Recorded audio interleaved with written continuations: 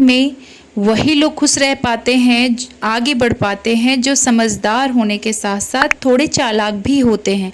बचपन से हम चालाक वर्ड को नेगेटिव लेते आए हैं कि भाई वो तो बड़ी चालाक है, सबसे पहले अपनी खुशियों के बारे में ही सोचती है। हमारे पेरेंट्स हमें सब कुछ सिखाते हैं जिससे हम एक अच्छे इंसान बन सके।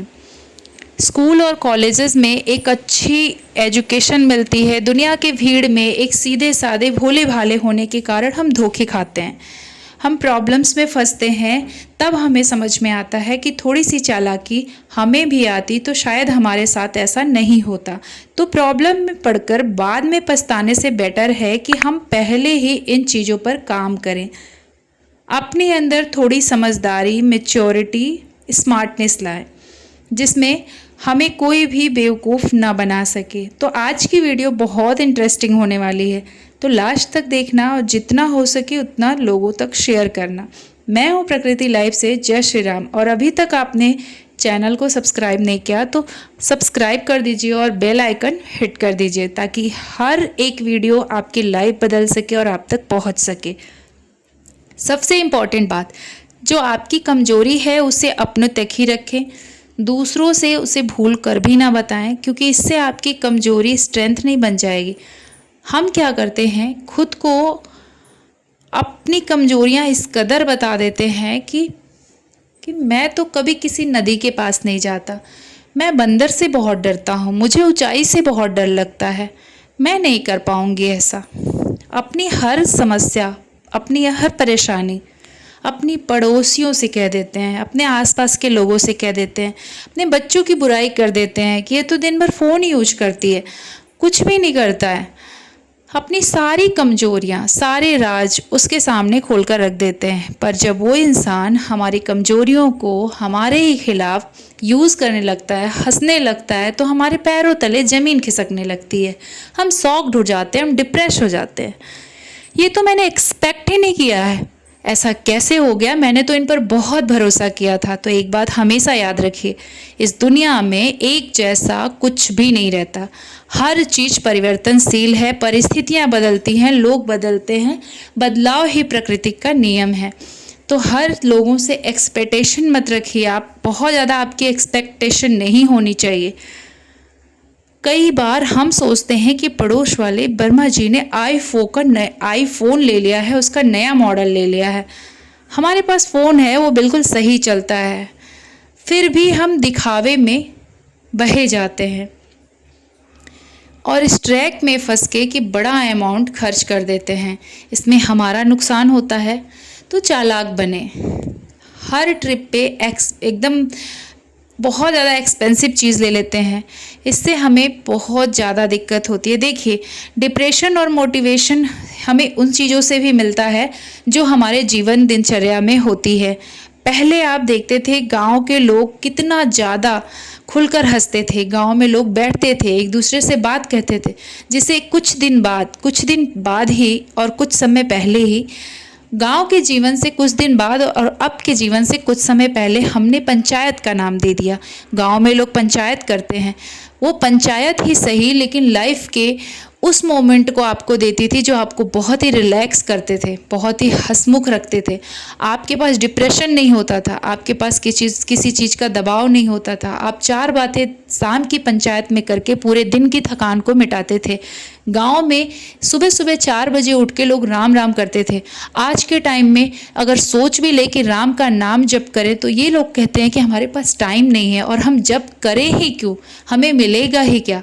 जबकि गांव में कभी किसी ने नहीं कहा कि मैं राम नाम जप क्यों करूं।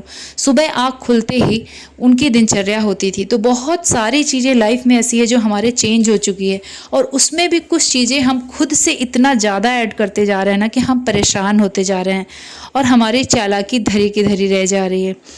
हम पता नहीं क्यों ऐसा करते हैं। समाज के 4 लोग आके हमारी तारीफ़ कर दे, आपने बहुत अच्छा अरेंजमेंट किया है, हम खर्चे पे खर्चे करते जाते हैं, हमारे अंदर पता नहीं कहाँ का सेंस डेवलप हो जाता है अपनी तारीफ़ करवाने का।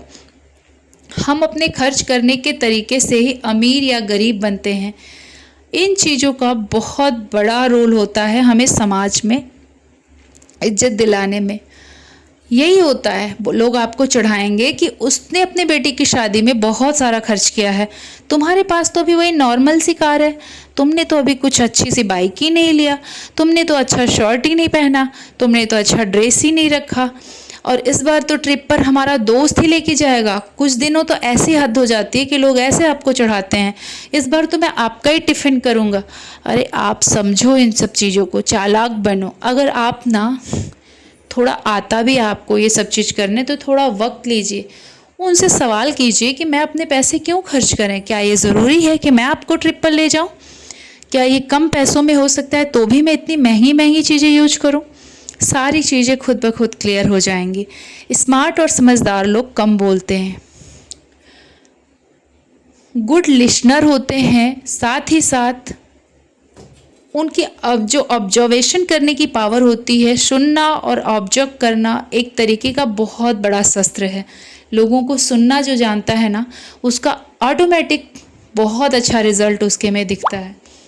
ठीक है, लोगों को समझना सीख जाता है इंसान, चालाक इंसान लोगों को सुनना सीख जाता है, उसे यूज़ नहीं कर पाता, किसी का शिकार नहीं बनता। किसी से आर्ग्यूमेंट होता है तो लॉजिकल पॉइंट टू पॉइंट बातें करता है।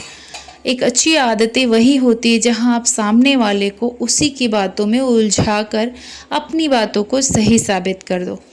अगर आपको भी ऐसा बनना है तो मेरी इस बात को ध्यान से सुनना। जैसे कोई इंसान अपनी लाइफ जर्नी के बारे में बात कर रहा है, तो हमें उस वक्त कुछ ऐसी फीलिंग आएगी कि चलो मैं भी अपने बारे में बताती हूँ।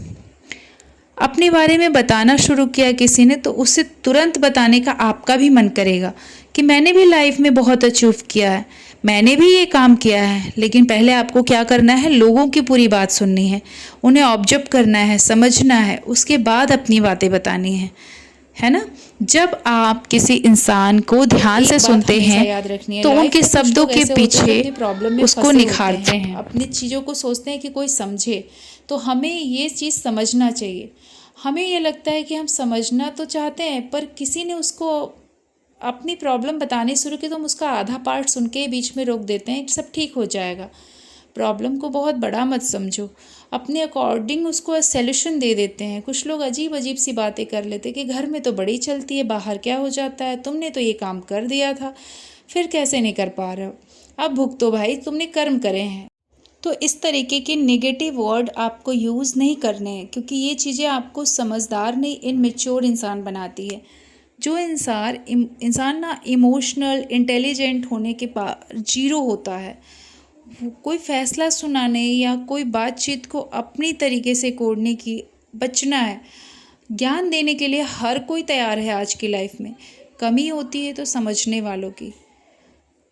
पहले समझने है आपको सामने वाले के प्रॉब्लम को गहराई से। इसका ये फ़ायदा होगा कि जब कोई इंसान आपसे पूछेगा कि अब बताओ मुझे क्या करना चाहिए, तो उस वक्त आपको एक बेस्ट सॉल्यूशन देने का मौका मिलता है समझदारी के साथ, जो इंसान के लिए हेल्पफुल होता है। कोई इंसान अगर खुलकर आपसे बात कर रहा है, अपनी कमजोरियों के बारे में बता रहा है, तो एक अच्छे दोस्त की तरह आप उसे ट्रीट करो। आज के लिए बस इतना ही। आई होप आपको पसंद आया होगा।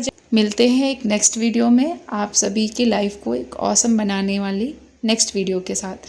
जय श्री राम। अपना ख्याल रखिए, तब तक के लिए खुश रहिए, बाय। और वीडियो को खूब सारा शेयर कीजिए, खूब सारा प्यार दीजिए, ताकि ऐसी वीडियो आप सभी के साथ मैं रोज़ ला सकूं। जय श्री राम। अपना ख्याल रखिए।